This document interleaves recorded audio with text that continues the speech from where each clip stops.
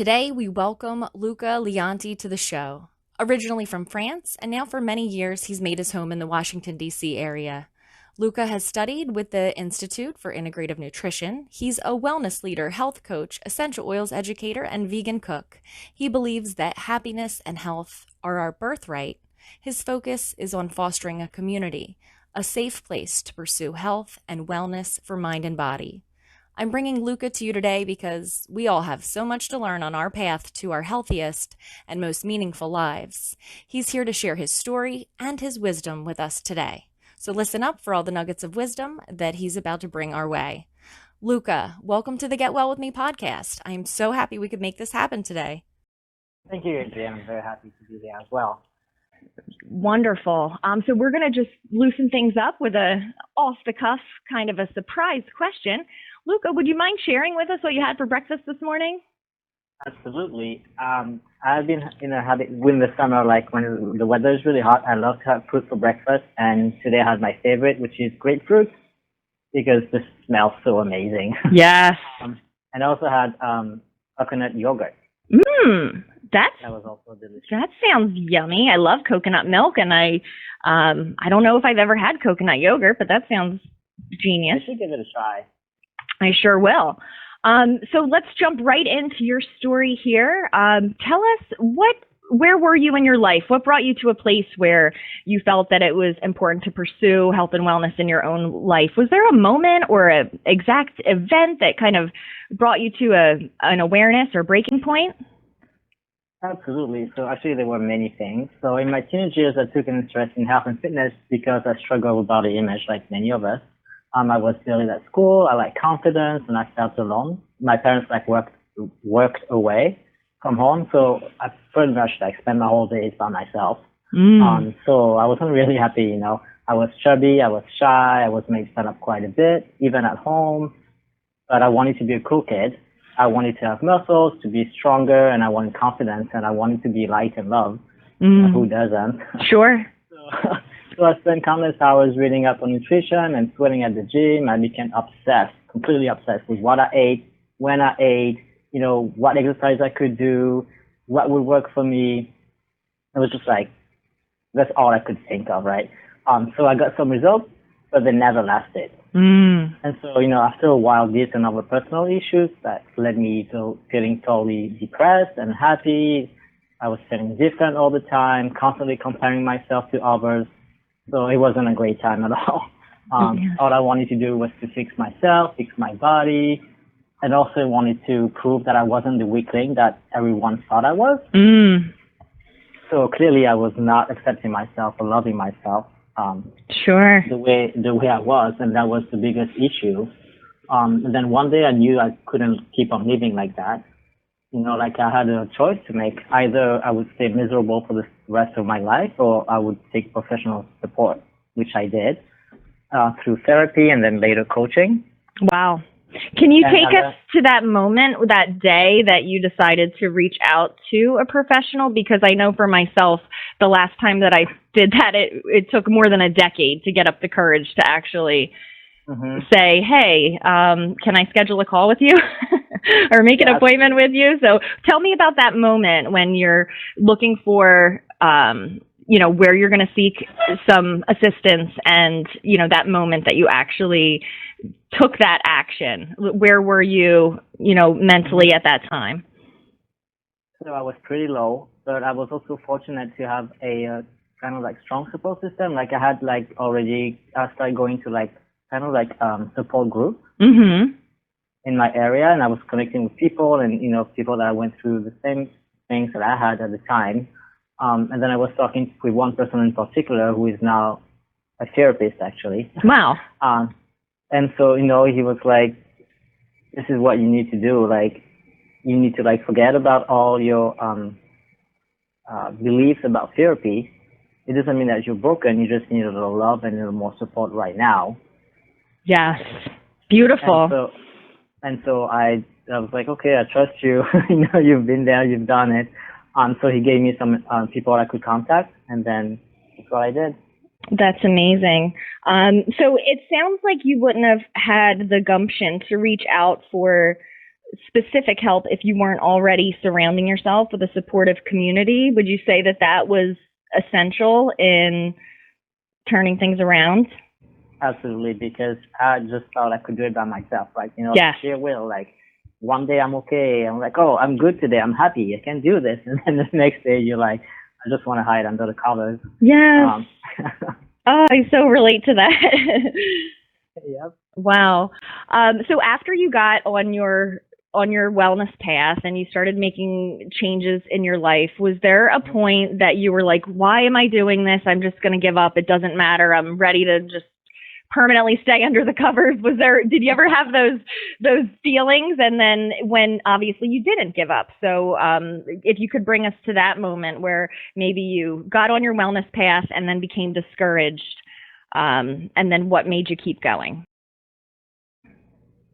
Sure. So actually, it's not really like I was not really on my, if you will, like my wellness path. But in 2011, I started a year-long life coaching training program. Okay. And it was really intense. I mean, at that time, I already did some of the work. Like I had started eating and created a healthier relationship with myself. Yeah. So I thought I did. Mm-hmm. And then through that program, like I said, it was really intense. Like over the course of the year, every action and thought process is put under the microscope. Wow. And we really look at what drives us, your limiting beliefs, your stories, the fears you've created in your life, before we like break them down, dismantle them. It reminds me a little bit of like the military, how this portrays it in the movie where the program leaders, they like break you, they make you go Yes. to this like boot camp. Yes. I was totally it. Oh my God. It was so tough. Before, like giving us tools and coaching us to like be reborn in a way. Wow. So we need we learn to live from like our being, which is, like our inner gift and the qualities we are born with, versus our survival mechanisms, which are the mindsets that we operate from, but unconsciously. Wow. You're speaking my language. I love this. Sorry, go ahead. No problem. So, you have to take responsibility for everything. You have to be in integrity in all areas of your life, be vulnerable and open and coachable, so you can truly transform, right? Yes. And then there were times that I wanted to take the easy way out, and I didn't want to grow, and I was like, growing is not for me anymore. Right. I want to stay comfortable in my little corner with everyone leaving me alone. Yes. I wanted to quit so bad. Like, I actually made a request to quit the program, and every time I wouldn't say denied, but I was, coach and really going on the bigger picture, why am I doing this right Yes. now? What do I want to create? And then so what helped me was the other participants and my coach, because everyone through the program had a coach.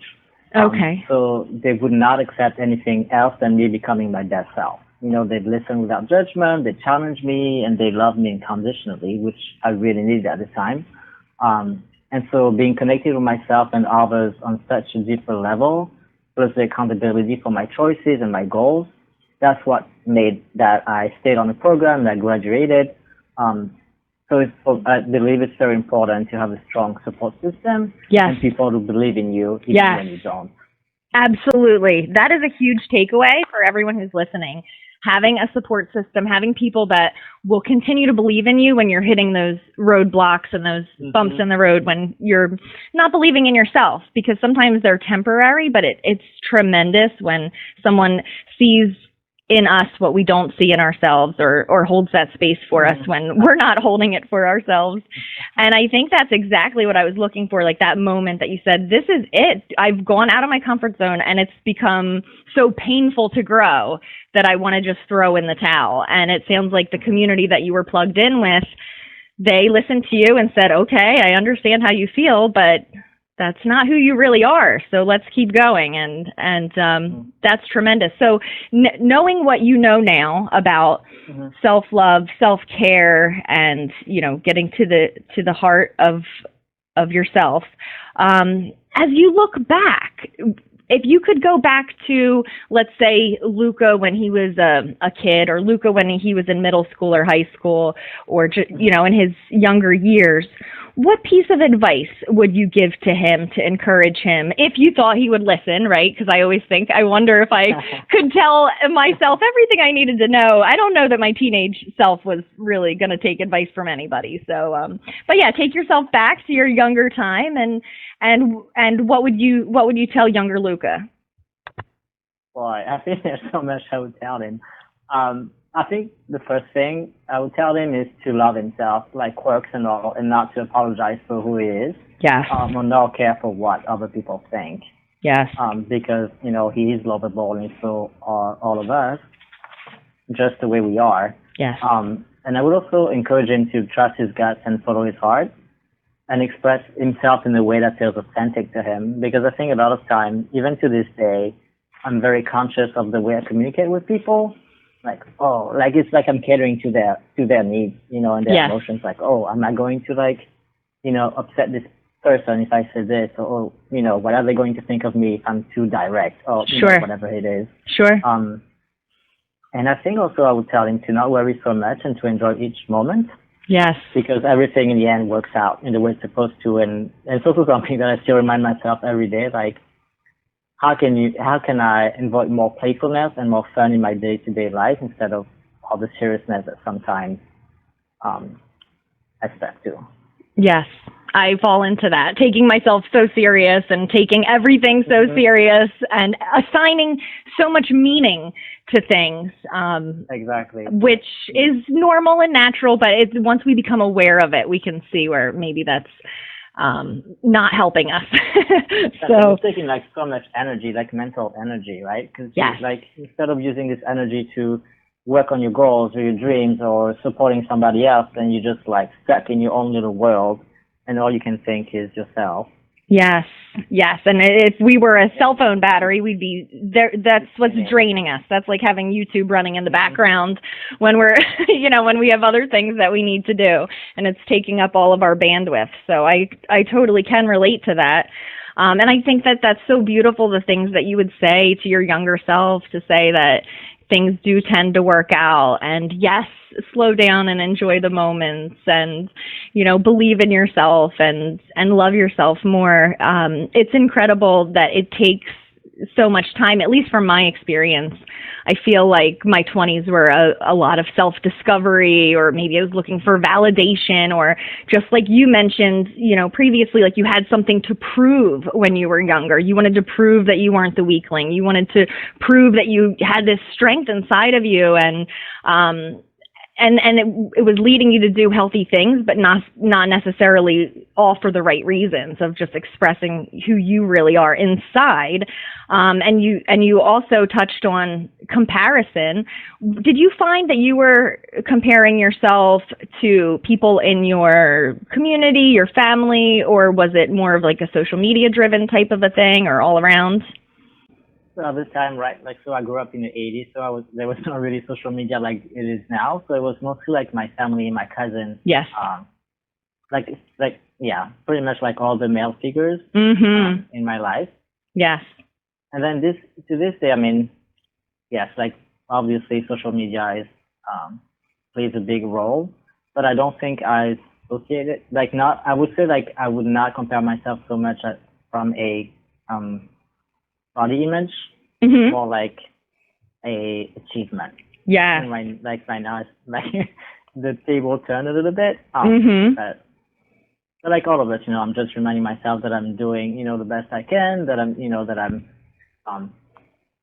now that I've chosen my path, that I want to help people who also suffer from body image, or, want to lose weight, or, yes, adopt healthier habits. This is what I want to dedicate my life to. Yes. So it's just refocusing my priorities. Sure. And I love your humble approach, rather than, saying, look at my accomplishments, look what I've done. You're saying, hey, I've been where you are. I have felt the feelings that you're feeling. I felt that maybe I'm not good enough, or maybe I'm not strong enough, and none of those were so much physical as they were an impression that was made in your heart, probably at a young age. And it is incredible. I also definitely feel that my struggles, as far as comparison or just the thought of judgment, definitely comes from peers, family, and friends way more than it does for social media, because I can easily disregard someone I don't know, but I feel like after I've made a connection with someone, their judgment does matter to me. And part of that is because I'm compassionate and loving, but the other part is the part that's not healthy. It's the part that, what will they think if I show them who I really am?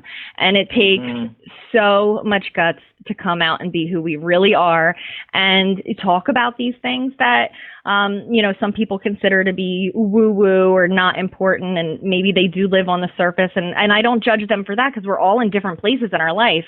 But for sure, I think 30s for me was just transformation, turning into that beautiful butterfly after, a lot of, it just surprises me that it took me all the way into my mid 30s to, finally start to self-actualize.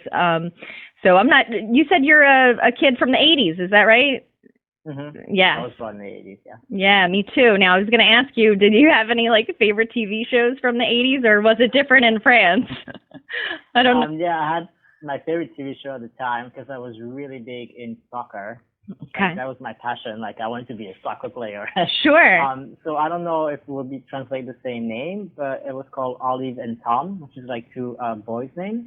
Oh, yeah, we did have, I don't know if, we did have on Disney Channel something with two soccer kids, but I don't remember what that was. So that was your dream, right? So you saw these kids and you could kind of put yourself right in that context. Yeah. So you know what I would do? I would come from home, because I lived I could walk from home to from school back to home. It was a 5-minute walk. So I would come in, and then I would have a snack. Mm-hmm. And sometimes I would invite one of my friends home with me, and then we watch the show. And then I would go outside in the garden and pretend I was one of them. Wow. And just play, and that's all I did. See, that's a beautiful example of really when we start to visualize things, and it starts to happen in our life. So I can totally see that. Well, that's really beautiful. And the 80s was a good time. Sometimes I just close my eyes really hard and turn the 80s and 90s music on and wish I was in another decade when things were a little bit more simple, but then we wouldn't be having this conversation over the internet. So that's true. How far we've come. Absolutely. So, Luca, let's kind of take this back here. What is your definition of wellness, and one daily habit that you have to make sure that it does stay a priority in your life? That's a very good question. So actually for me, wellness is more the result of our daily choices, our values and lifestyles, than it is a certain, achievement or something in particular.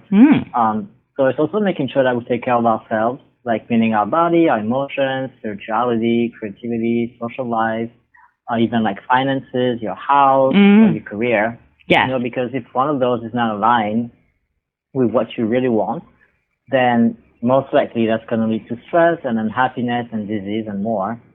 So you can even think of it as the wheel of a car, for example.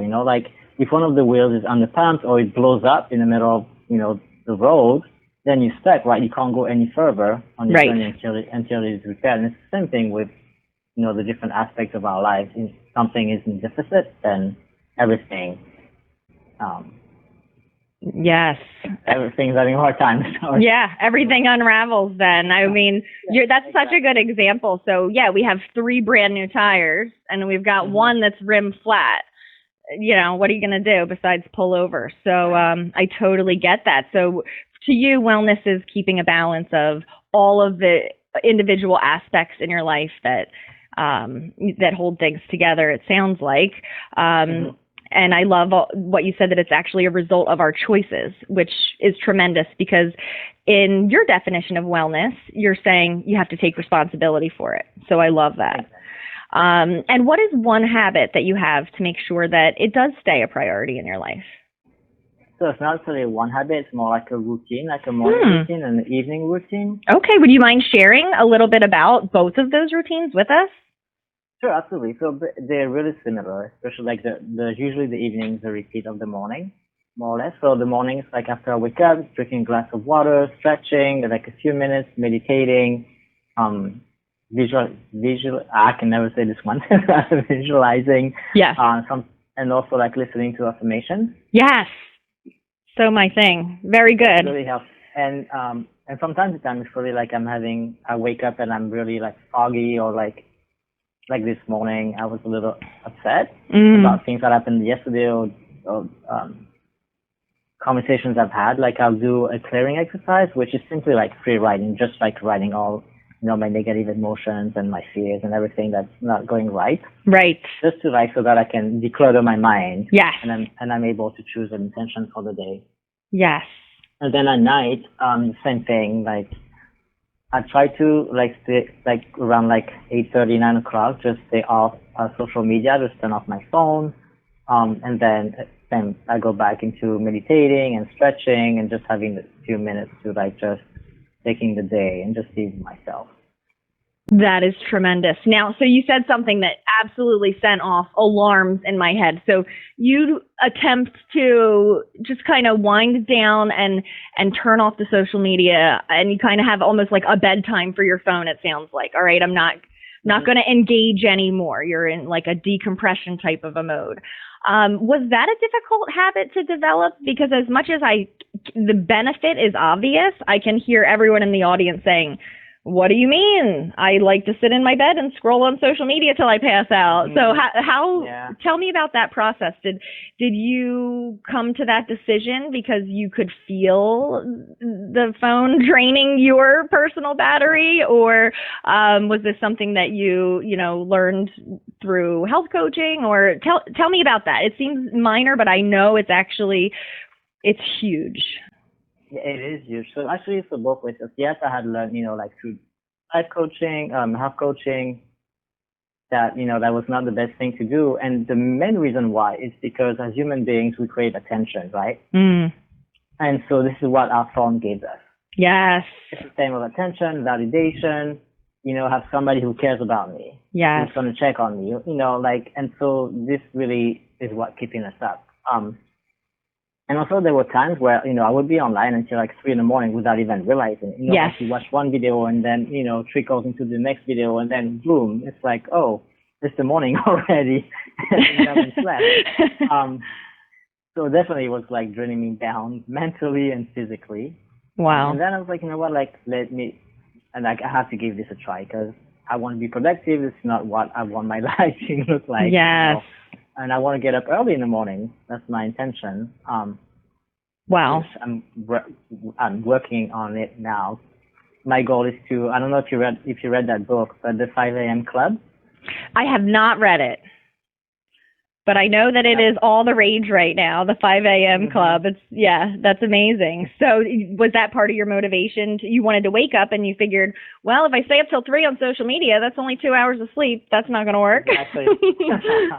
So, yep.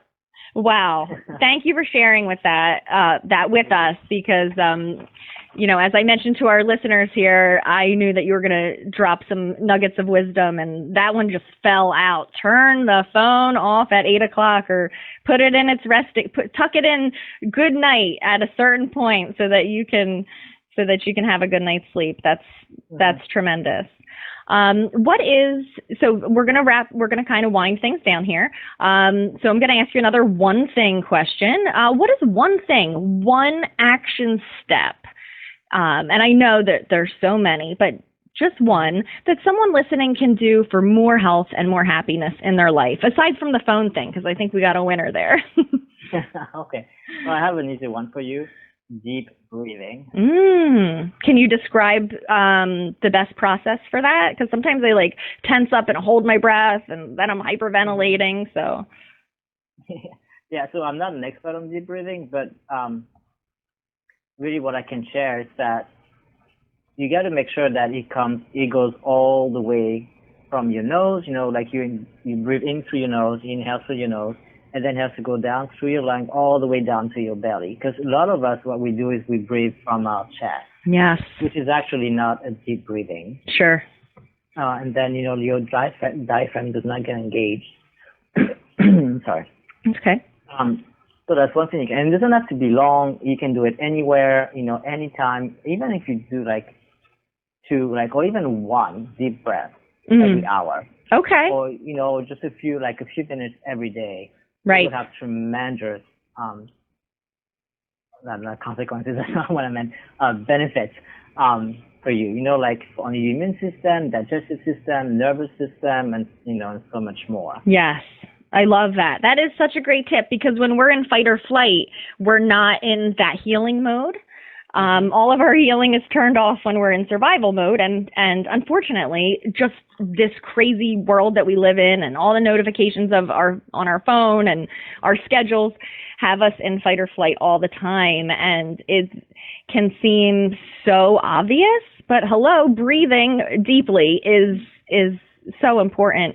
And I love that you said maybe, once per hour, just to intentionally be like, okay, I'm going to breathe now. And when I'm working on my computer and I'm really into something, taking those breaks, I really need a reminder because I'm very intense and focused and, and if I'm in a stressful state, I notice from time to time, I'm actually holding my breath, which is so counterproductive to even having clear thinking. So I love that tip. Do you ever set a reminder on your phone or anything to remember to breathe, or you've just worked on making this a habit? So I do both. Okay. So sometimes, when I'm having a rough day, it's kind of like you said, you're into the computer, you're making calls, emails, and you're just like, oh, wow. Yes. I need to take a second. But also I'm do it in the morning and at night. Okay. So at least I know that if I don't get it through the day, then I'll do it in the morning and do it at night. That's brilliant. That is a great takeaway. Go ahead. All right. And another thing that I actually learned yesterday, is that I find myself to be very tense in my jaw. And so that could mean many things, right? That could mean, what I'm not saying, that could be a sign of anger, the throat chakra. Yes.